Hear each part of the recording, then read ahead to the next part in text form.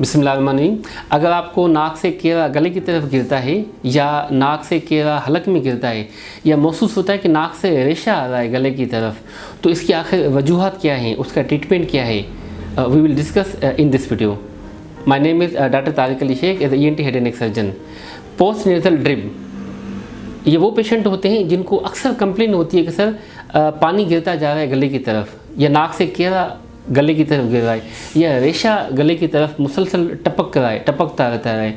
और ऐसे पेशेंट को नाक से पिछली वाली जगह पे इरिटेशन होती है, ख़ारिश वगैरह होती रहती है। अच्छा, ज़बान में तालू में ख़ारिश रहती है। अच्छा, उनको महसूस होता है कि दिल मतली सी, वोमिटिंग टाइप और बेचैनी सी महसूस होती रहती है कि सर ये है क्या। अच्छा, बाज़ पेशेंट CT स्कैन करा के आ जाते हैं, MRI करा के आते हैं कि सर ये देखें, ये रेशा देखें दिमाग से तो नहीं आ रहा, ये दिमाग से किस जगह से आ रहा है। तो ऐसे पेशेंट्स को हिस्ट्री इज़ मोस्ट इम्पॉर्टेंट। हम पेशेंट को पूछते हैं कि ये जो केरा गिरता है ये कब से आ रहा है, क्योंकि history, examination, investigation, then treatment is utmost important. Patient से पूछा था ये जो रेशा है आपको 5 दिन से, 8 दिन से या महीने से है, या बचपन से रेशा गिरता जा रहा है। अच्छा, इसकी वजह से नाक आपकी बंद तो नहीं होती, एक साइड बंद होती है, दूसरी साइड बंद हो जाती है, या दोनों साइड बंद रहती हैं। अच्छा, आपको खुशबू बदबू महसूस तो नहीं होती, एक साइड से या दोनों साइड से, दोनों साइड बंद हो जाती है। कहीं आपने महसूस तो नहीं किया कि एक जगह से आप जब दूसरी जगह शिफ्ट हो गए, वहाँ पे जाने के बाद आपको अर्ली मॉर्निंग छींकें आती हैं, केरा वगैरह आता रहता है और केरा हलक में गिरता रहता है। अच्छा, इसकी वजह से आपको लाइफ स्टाइल पे क्या फ़र्क पड़ा, जब आप ऑफिस जाते हैं या बच्चे स्कूल में जाते रहते हैं, उसकी एक्टिविटी पे कितना इफ़ेक्ट पड़ा।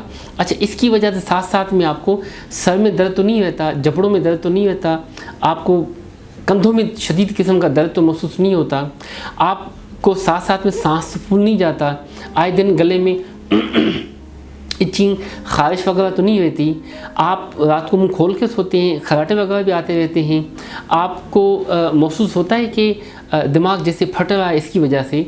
तो ये सारी चीज़ें हिस्ट्री से ली जाती हैं। फिर ऐसे पेशेंट्स को साथ साथ में पूछा जाता है कि कहीं आप जब घर पे दाखिल होते हैं सर्दी वाले कमरे में, AC वाले कमरे में, वहाँ पे ये प्रॉब्लम ज़्यादा तो नहीं हो जाता, घर में कोई पेट्स वगैरह तो नहीं पड़े हुए कि उसके पास जाने की वजह से फ़ौरन काम स्टार्ट हो जाता हो, या क्योंकि ये वो पेशेंट होते हैं जिनको आम लोगों में यानी कि बनस्पत सर्दियों में बहुत ज़्यादा सर्दी लगती है।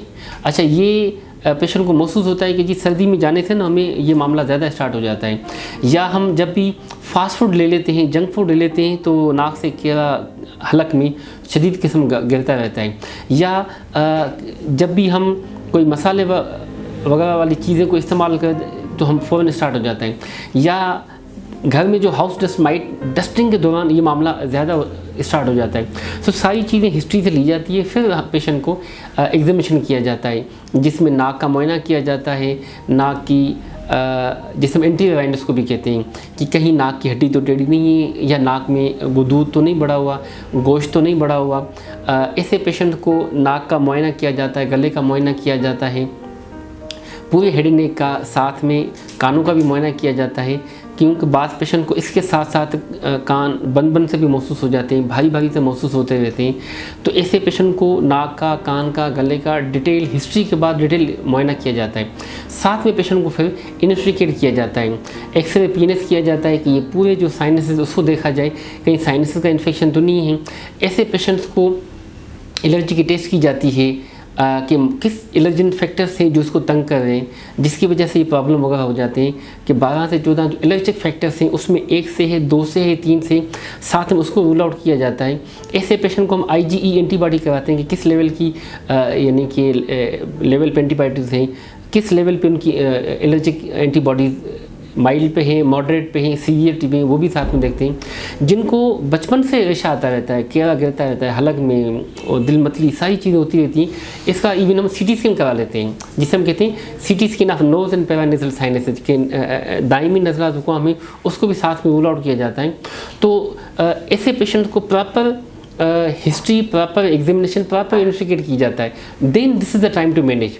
तो जो भी हिस्ट्री से, एग्जामिनेशन से, इन्वेस्टिगेशन से डायग्नोस हो जाता है, फिर उसको मैनेज किया जाता है कि ये हड्डी का प्रॉब्लम है तो उस लिहाज से, अच्छा साइनसिस का इशू है तो उस लिहाज से मैनेज किया जाता है, नाक में उदूद हैं या गोश्त बढ़ा हुआ उस लिहाज से, एलर्जिक फैक्टर से उसके लिहाज से, या कहीं खुदा ना खासा बच्चों में ड्रामा हुआ था उसके बाद ये मामला हुआ है, ये मुसलसल पतला सा पानी आता रहता है, तो उस लिहाज से फिर पेशेंट को मैनेज किया जाता है। तो डिपेंड अपॉन द डायग्नोसिस, जो भी डायग्नोस बनती है फिर पेशेंट को मैनेज किया जाता है और साथ में फॉलोअप किया जाता है। So it's all about post nasal dribbling, केवे का गिरना, उसकी investigation, treatment and follow up. Thank you so much.